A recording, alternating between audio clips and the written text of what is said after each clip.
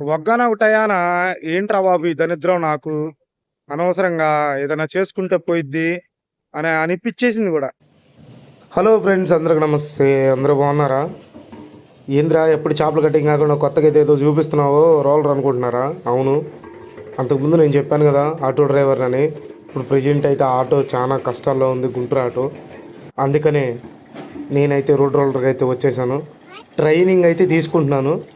Already చేశాను, కాకపోతే మధ్యలో మర్చిపోయాను. మళ్ళీ ట్రైనింగ్ అయితే చూసుకుంటున్నాను. దానివల్ల ఏంటంటే ఎప్పుడు బ్లాక్ చేయలేదు కదా, నేను స్పెషల్గా ఎప్పుడు ఒక్క బ్లాక్ కూడా చేయలేదు. దేని గురించి, ఆటో గురించి చేయలే, దేని గురించి చేయలే. ఫస్ట్ టైం రోలర్ గురించి చేద్దామని చెప్పి చేస్తున్నాను. హార్డ్ వర్క్ అయితే తీసుకున్నాను.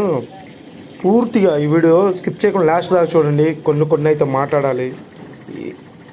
బాగా నేను ఇబ్బంది పడిపోయిన రోజులు ఉన్నాయి, తినలేని రోజులు ఉన్నాయి, తిండి కోసం బాధపడిన రోజులు ఉన్నాయి.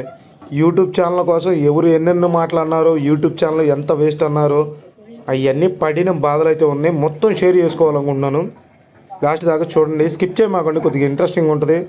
ఒకటి నాకు బాధ అనిపించింది చెప్తున్నా నండే.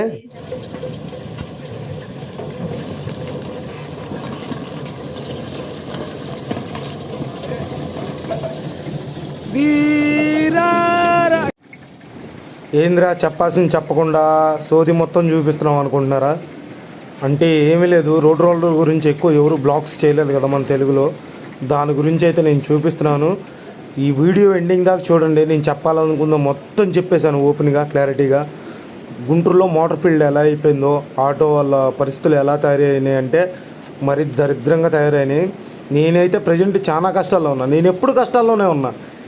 ఎందుకంటే నాలో చాలా డిఫెక్ట్స్ ఉన్నాయి. నాకు చాలా యాక్సిడెంట్లు అయినాయి, చాలా దెబ్బలు తగిలినాయి. నేను అసలు ఎవరికి చెప్పలేని బాధలో కూడా ఉన్నాను. స్టార్టింగ్ నుంచి నాకు ఏ పని రాదు. నాకు వచ్చింది ఒకటే పని, ఆటో తోలడం. మోటార్ ఫీల్డ్లో ఒకప్పుడు బాగుంది, 8 years బ్యాక్. అంటే బయట పరిస్థితి కాదు, ఓన్లీ గుంటూరు సంగతి చెబుతున్నాను. ఇప్పుడు ఎట్లా అయిపోయిందంటే అనకూడదు, కొంతమంది వచ్చి బయట ఊళ్ళో నుంచి దాన్ని బ్రస్ట్ అయితే పట్టించేశారు. ఒకప్పుడు 10 years బ్యాక్ రోజుకు 1000-1500 తెచ్చేవాడిని నేను. రూపాయలాక నా పరిస్థితి. దాదాపు 4 సంవత్సరాల నుంచి అల్లాడిపోతున్నా. అయితే ఇది ఎప్పుడో నేర్చుకున్న విద్య. ఎప్పటి నుంచో వీడియో చేయాలని ఉంది కానీ కుదరట్లేదు. అయితే పని లేక, ఇంట్లో తిండి లేక నేను అల్లాడిపోయిన రోజులు అయితే బాగా బీభత్సంగా ఉన్నాయి. నన్ను కాదని చెప్పి నా ఫ్యామిలీ కూడా దూరంగా వెళ్ళిపోయారు. ఎప్పుడు ఎల్లకాలం ఎట్లాగే ఉన్నావు అని, 100 రూపాయలు సంపాదించలేవని చెప్పి వెళ్ళిపోయారు. నేను కూడా ఆల్కహాల్కి బాగా ఎడిక్ట్ అయిపోయి ఏం చేయలేవు, మన పరిస్థితి ఈ జీవితానికి అని చెప్పి నేను అనుకున్నా.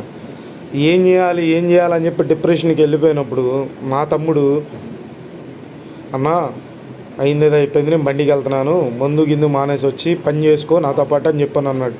నిజంగా బతకడానికి ఏ పని చేసినా బాగా, యూట్యూబ్లో అనుకున్నంత డబ్బులేమి రావు. చూసారా, ఆటో కాడి నుంచి రోలర్ దాకా వచ్చాను. కానీ ఏ పని అన్నా కానీ నాకు ఇష్టమే, అన్ని పనులు ఇష్టంగానే చేస్తా. ఎలా తోలుతున్నా చూడండి. మా మామయ్య అయితే నీకు రాదు, సెంట్రల్ అవుతుంది కదా తోలకన్నాడు. కావాలని చెప్పి వచ్చాను, నేర్చుకుంటున్నాను. ఎలా తోలుతాను చూడండి. గేర్ ఇదిగో, ఇది క్లచ్ ఇది ఓకే, ఇది గేరు, అర్థమైందా?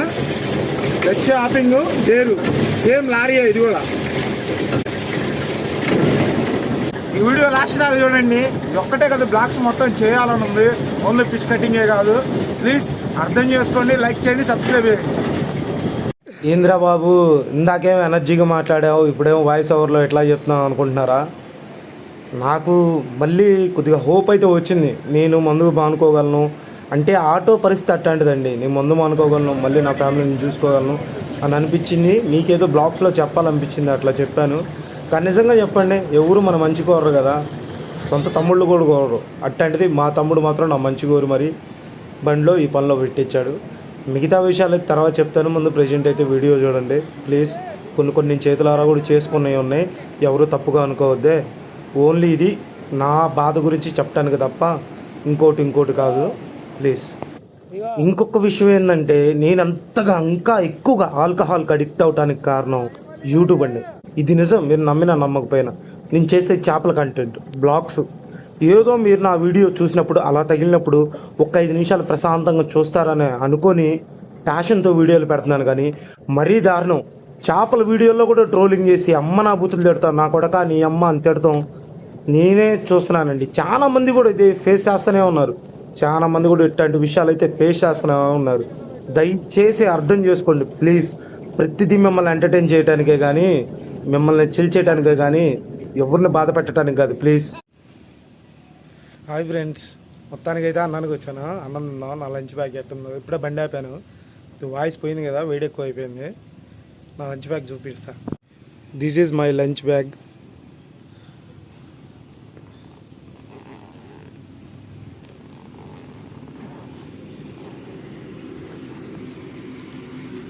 ఇదేమో అట్టిగాయి రైసు, ఇదేమో మిల్క్ షేకు వేడి తగ్గడానికి, వాటర్ బాటిల్. ఇది అయిపోయిన తర్వాత మళ్ళీ డ్యూటీ ఎక్కేద్దాం.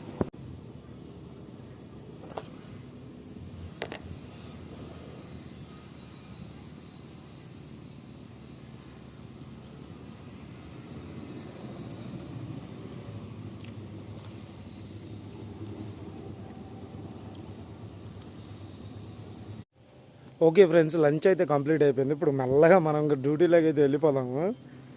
యాక్చువల్లీ అయితే నేను పెట్టేది ఫిష్ కటింగ్ కదా. ఇవాళ బ్లాగ్స్ ఎందుకు పెట్టారంటే, చాలా సంవత్సరాల తర్వాత మళ్ళీ నేనైతే డ్రైవింగ్కి అయితే వచ్చాను, రోలర్ డ్రైవింగ్కి. దాని గురించి బ్లాగ్ చేద్దాం అనిపించింది. అంటే ఒక మనిషి పడే కష్టాలని మామూలుగా ఉండవు. అసలు నా కష్టాలు అయితే అసలు చెప్పలేని. ప్రజెంట్ అయితే నేను చెప్పాలనుకుంటున్నాను, చెప్తాను. నేను అన్నది ఏంటంటే, మా తమ్ముడు అయితే మంచి బిజీలో ఉన్నాడు. ఏం చేస్తున్నారు చూడండి, చూస్తున్నారా? నేను అన్నది ఏంటంటే, మా తమ్ముడు అయితే కష్టపడుతున్నాడు. ఎందుకంటే కొద్దిగా రేపు మ్యాచ్ ఉందంట. ఇది క్రికెట్ గ్రౌండ్.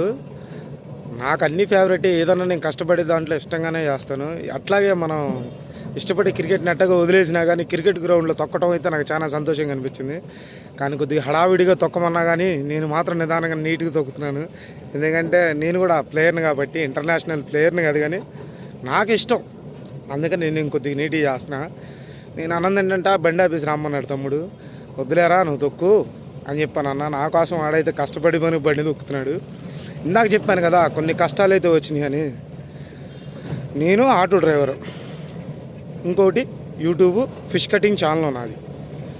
ఛానల్లో కూడా నా ఛానల్లో కాంపిటీషన్ అంత లేకపోయినా కానీ, నా మానిటైజేషన్ అయినా కానీ చాలామంది అన్నారు, ఇవన్నీ నీకెందుకురా యూట్యూబ్, పనికెళ్ళరా, పని చేసుకో బాగుపడతామని. కానీ దాని మీద ఇష్టంతో నేను యూట్యూబ్లోకి అయితే వచ్చాను. వాళ్ళు అన్నట్టుగానే జరిగింది. వాళ్ళ ఏడుపులు మొత్తం నాకు టచ్ అయ్యి యూట్యూబ్లో రెవెన్యూ రాకుండా పోయింది. దానికి తగ్గట్టు నేను తోలే ఆటోలో కూడా డబ్బులు అయితే రావటం లేదు. బాగా డిప్రెషన్లోకి వెళ్ళిపోయాను. మా వైఫ్ అయితే నన్ను వదిలేసి వెళ్ళింది. నువ్వు ఏదన్నా కష్టపడి డబ్బులు సంపాదించి యూట్యూబ్ అంటే నేను నీ కాడ ఉన్నానని వెళ్ళిపోయింది. కానీ నేను పట్టుదలతో ఈ వీడియోలు చేస్తూనే ఉన్నా. ఎంత పట్టుదలతో చేసినా కానీ పొట్ట నింపాలి కదండి ఫ్యామిలీ మెంబర్స్కి. నాకు అసలు అందులో 3 పిల్లలు. ఏం చేయాలో అర్థం కాక లాస్ట్కి మా తమ్ముడిని అడిగితే, మా తమ్ముడు పని లేకపోయినా కానీ ఈ రోలర్ డ్యూటీలోకి నన్ను ఎక్కించి వాడి జాబ్ కొద్దిగా పక్కన పెట్టి నా కోసం సాక్రిఫైస్ చేశాడు. సో ఇది ఫస్ట్ థ్యాంక్స్ చెప్పుకోవాలి. అంత డిప్రెషన్లోకి అయితే వెళ్ళిపోయాను నేను.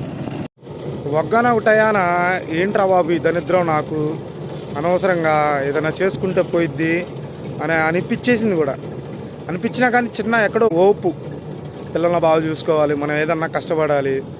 ఇట్లా అందరికీ ప్రాబ్లమ్స్ వస్తాయి. ఇట్లాంటి టైంలో మనం నిలబడితే ఏం చేసుకోకుండా సూసైడ్ కానీ ఏం చేసుకోకుండా ఇట్లాంటి టైంలో మనం దరిద్రానికి ఎదురు నిలబడి పోరాడామనుకో గొప్పలు అవుతామని అనిపించింది. ఏం చేయాలో అర్థంగా మా తమ్ముడిని అడిగితే చెప్పాను కదా, సాక్రిఫైస్ చేశాడని. సాక్రిఫైస్ చేయడం వల్ల నేను ఇప్పుడైతే ప్రజెంట్ వారానికి 2,000-3,000 సంపాదించుకొని వీడియోలు చేద్దామంటే నా దరిద్రం కొద్దీ ఫోన్ కూడా లేదు చేతిలో. ఇది మా తమ్ముడు ఫోను. మా తమ్ముడు ఫోన్ బాగోపోయినా నాకు ఇచ్చాడు, చేసుకోన్నా అని. కొద్దిగా ఫ్యామిలీ మెంబర్స్ సపోర్ట్ ఇస్తారు కాబట్టి ఆ సపోర్ట్ దయ వల్లనే వీడి ఫోన్ వచ్చింది నా చేతికి. అందుకని ఈ ఫోన్తోనే కొద్దిగా వీడియోలు రికార్డింగ్ చేసిన. ఈ బ్లాగ్ ఫస్ట్ టైం నేను బ్లాగ్ చేయటం. చేపల వీడియోలు కూడా బ్లాగ్స్ కానీ అందరూ వీడియో చూసి సపోర్ట్ చేసి ఒక కామెంట్ అవుట్ చేయండి. ఎందుకంటే మీరు కూడా ఇట్లాంటి ఇబ్బందులు ఏమన్నా ఫేస్ చేశారా లేదా అని ప్రాబ్లమ్స్ కొద్దిగా సపోర్ట్ అయితే చేయండి, మర్చిపోమకండి. క్రికెట్ గ్రౌండ్ అంటే ఎవరికి ఇష్టం లేకుండా ఉంటుంది, అందరికీ ఇష్టమే కదా.